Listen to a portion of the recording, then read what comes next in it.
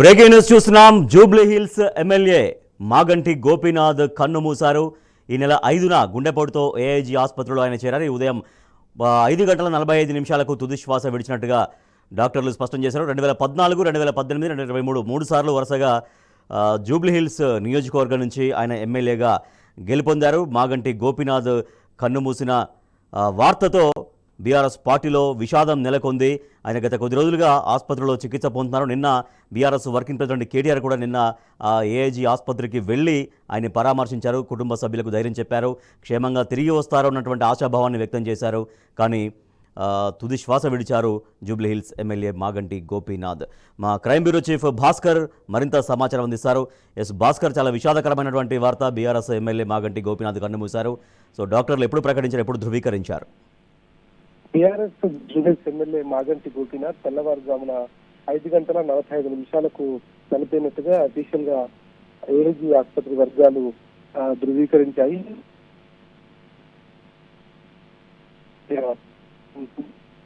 చెప్పడం జరిగింది. 5వ తారీఖు 4 గంటల సమయంలో ఆయన ఆసుపత్రిలో చేరారు. గత కొంతకాలంగా క్యాన్సర్ తో ఆయన బాధపడుతున్నారు. ఆయనకు డయాలసిస్ కూడా కొనసాగుతోంది.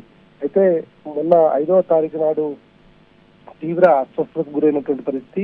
ఆ నేపథ్యంలో ఆయనను ఏఐజీ తరలించారు. అప్పటి నుంచి కూడా డయాలసిస్ కొనసాగుతోంది.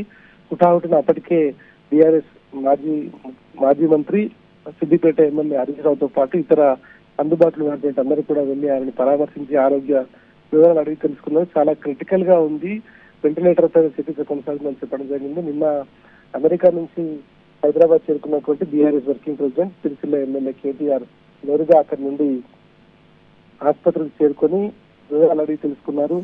మాగంటి గోపీనాథ్ కు సంబంధించి ఆరోగ్యం బాగా క్రిటికల్ గా ఉందని కూడా ఆయన చెప్పడం జరిగింది. ఇవాళ తెల్లవారుజామున స్ట్రోక్ రావడంతో ఆయన 5:45 చనిపోయినట్టుగా ఏఐజీ ఆసుపత్రి వద్ద ధృవీకరించాయి. దాదాపు 3 సార్లు ఎమ్మెల్యేగా ఆయన పనిచేశారు. 2014, 2018, 2023లో 3 సార్లు ఎమ్మెల్యేగా ఉన్నారు. అంతకు ముందు యునైటెడ్ ఆంధ్రప్రదేశ్ లో ఆయన తెలుగుదేశం పార్టీ తరఫున యూత్ అధ్యక్షులుగా కూడా పనిచేశారు.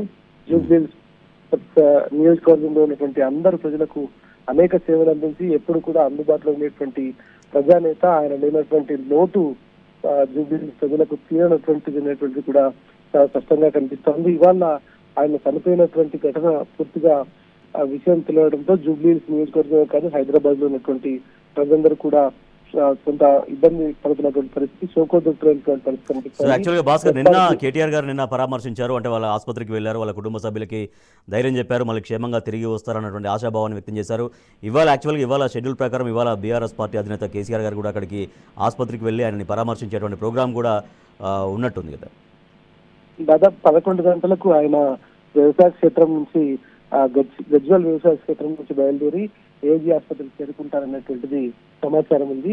ఆయన ఆరోగ్య పరిస్థితి నిన్నే కేటీఆర్ తెలుసుకున్న తర్వాత అంతకుముందు హరీష్ రావు కూడా 3 రోజుల క్రితం అడ్మిట్ అయిన సందర్భంలో వెళ్లి అడిగి తెలుసుకున్నారు. ఇంటెన్సివ్ కేర్ లో ఆయన ఉన్నారు, చికిత్స కొనసాగుతోంది, రెస్పాండ్ అయితే అవుతున్నారు, కానీ కొంత క్రిటికల్ గా ఉందని హరీష్ రావు చెప్పారు.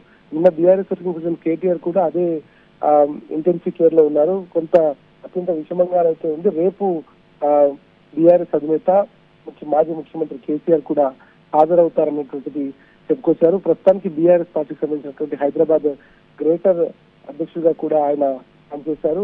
ఆ నేపథ్యంలో ఎమ్మెల్యేగా కూడా ఉన్నారు. ఇవాళ కేసీఆర్ 11 గంటలకు హాజరవ్వాల్సినటువంటి అవకాశం ఉండింది. అయితే ఆయన డెత్ డిక్లేర్ కావడంతో ఆయన వాళ్ళ హాజరయ్యే అవకాశం కూడా ఉంటుందా లేదనేటువంటి తెలియదు. ప్రస్తుతానికి ఆయన డెడ్ బాడీని ఆయన నివాసానికి చేరవేయడానికి బంధువులకు సమాచారం ఇచ్చారు.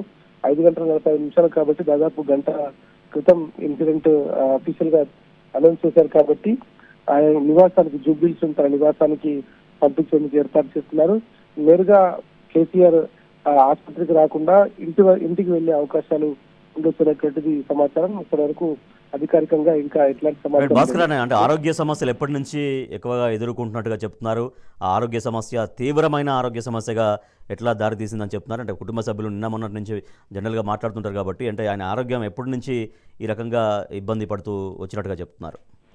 రెండవసారి గెలిచిన తర్వాత ఆయన కొంత అనీజీగా ఉందని అప్పుడు ఆసుపత్రికి వెళ్ళారు. దాదాపు 2018 తర్వాత ఆయనకు కొంత ఇబ్బందికరమైన వాతావరణం ఉండింది. కానీ కిడ్నీ ప్రాబ్లం తో పాటు డయాలసిస్ కూడా కొనసాగుతుంది. 2020 నుంచి ఆయన కొంత వీక్ అయినటువంటి పరిస్థితి. ఆ తర్వాత 2023 ఎలక్షన్ సందర్భంగా కూడా యాక్టివ్ గా ఉన్నారు. కార్యకర్తలతో, నాయకులతో అందరితో కలిసిమెలిసి తిరిగేవారు. మొత్తం బీఆర్ఎస్ పార్టీకి సంబంధించినటువంటి అధ్యక్షులు కేటీఆర్ గాని, వర్కింగ్ ప్రెసిడెంట్ కేటీఆర్ గాని, అధ్యక్షులు కేసీఆర్ గాని వీళ్ళ ప్రతి సమావేశానికి పెద్ద ఎత్తున తన నియోజకవర్గంలో ఉన్నటువంటి ప్రజలతో హాజరయ్యేవారు.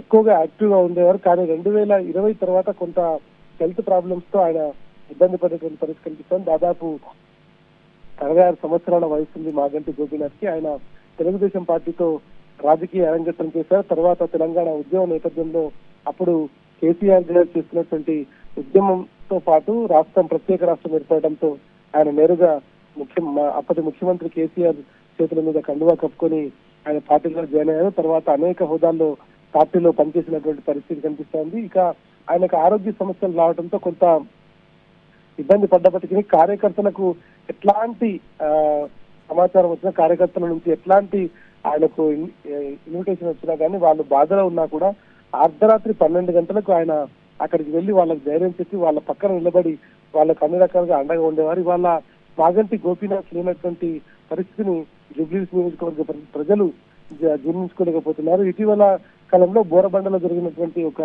పార్టీ సంబంధించినటువంటి గొడవల్లో భాగంగా ఆయన అనుచరుడు చనిపోవడంతో తీవ్ర మనస్తాపానికి కూడా గురయ్యారనేటువంటిది బీఆర్ఎస్ ఎమ్మెల్సీ శ్రవణ్ చెప్పుకొచ్చారు. 1985 నుంచి 1992 వరకు తెలుగు యువత రాష్ట్ర అధ్యక్షుడిగా పనిచేసినటువంటి మాగంటి గోపీనాథ్ 1987, 1988లో Hyderabad urban development authority director గా కూడా పనిచేశారు. 1988 నుంచి 93 వరకు వినియోగదారుల ఫోరం అధ్యక్షుడిగా, టీడీపీ హైదరాబాద్ జిల్లా అధ్యక్షుడిగా వివిధ హోదాల్లో పనిచేశారు. గోపీనాథ్ 2014లో జరిగిన తెలంగాణ సార్వత్రిక ఎన్నికల్లో భాగంగా తెలుగుదేశం పార్టీ తరఫున జూబ్లీహిల్స్ శాసనసభ నియోజకవర్గం నుండి గెలుపొంది 2018లో జరిగినటువంటి తెలంగాణ ముందస్తు ఎన్నికల్లో కూడా తెలంగాణ రాష్ట్ర సమితి, అప్పటి ప్రస్తుత బీఆర్ఎస్ పార్టీ టికెట్ పై పోటీ చేసి సమీప కాంగ్రెస్ పార్టీ అభ్యర్థి విష్ణువర్ధన్ రెడ్డిపై 16,004 ఓట్ల మెజారిటీతో గెలుపొందారు. 2018లో శాసనసభలో పబ్లిక్ ఎస్టిమేట్స్ కమిటీ సభ్యుడిగా కూడా ఉన్నారు. 2024లో కూడా ఎన్నికల్లో ఆయన గెలుపొందారు. 2022న టీఆర్ఎస్ పార్టీ హైదరాబాద్ జిల్లా అధ్యక్షుడిగా కూడా ఆయన నియమితమయ్యారు.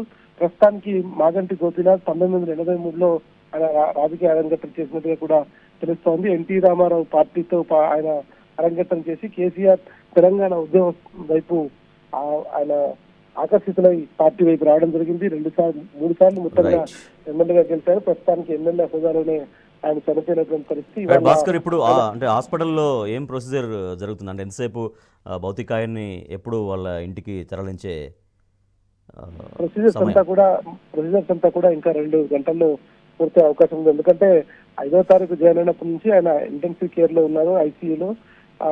అది పూర్తిగా డయాలసిస్ కు సంబంధించినటువంటి వ్యవహారం కాబట్టి ఆయన చికిత్సకు రెస్పాండ్ కావడం వల్ల కొంత డిలే అయింది. ఇవాళ తెల్లవారుజామున వెంటిలేటర్ పైన ఉన్నప్పుడే స్ట్రోక్ వచ్చినట్టుగా వైద్యులు చెప్తారు. కాబట్టి అప్పటికి ధృవీకరించారు, కుటుంబ సభ్యులకు సమాచారం ఇచ్చారు. కాబట్టి ఇవాళ దాదాపు 8 గంటల తర్వాత, అంటే మరో గంటలోపు ఆయన పార్థివ దేహాన్ని జూబ్లీహిల్స్ నివాసానికి తరలించే అవకాశం ఉంది. అప్పటికి అక్కడ ప్రజల సందర్శనార్థం ఇవాళ సాయంత్రం వరకు పెట్టే అవకాశం కనిపిస్తోంది. బీఆర్ఎస్ ప్రెసిడెంట్ తో పాటు బీఆర్ఎస్ అధినేత కూడా చేరుకుంటారని చెప్తున్నారు. మరి కాసేపట్లో అధికారికంగా మనకు క్లారిటీ వచ్చే అవకాశం కనిపిస్తోంది. Right, thank you Bhaskar. ఒక విషాదకరమైన వార్త మనం చూస్తున్నాం. జూబ్లీహిల్స్ శాసనసభ్యులు మాగంటి గోపీనాథ్ కన్నుమూశారు. ఉదయం 5:45 ఆయన తుది శ్వాస విడిచినట్టుగా ఏఏజీ ఆసుపత్రి వైద్యులు ధృవీకరించారు. జూబ్లీహిల్స్ ఎమ్మెల్యే మాగంటి గోపీనాథ్ మృతితో అటు జూబ్లీహిల్స్ ప్రజల్లో, బీఆర్ఎస్ పార్టీలో తీవ్ర విషాద ఛాయలు అలుముకున్నాయి. గత 2-3 రోజులుగా ఆయన ఆరోగ్యం మరింత తీవ్రంగా విషమించింది, క్షీణించింది. ఆయన తిరిగి కోలుకోవాలి, క్షేమంగా రావాలి, తిరిగి ప్రజా జీవితంలోకి రావాలని అందరూ ఆకాంక్షించారు.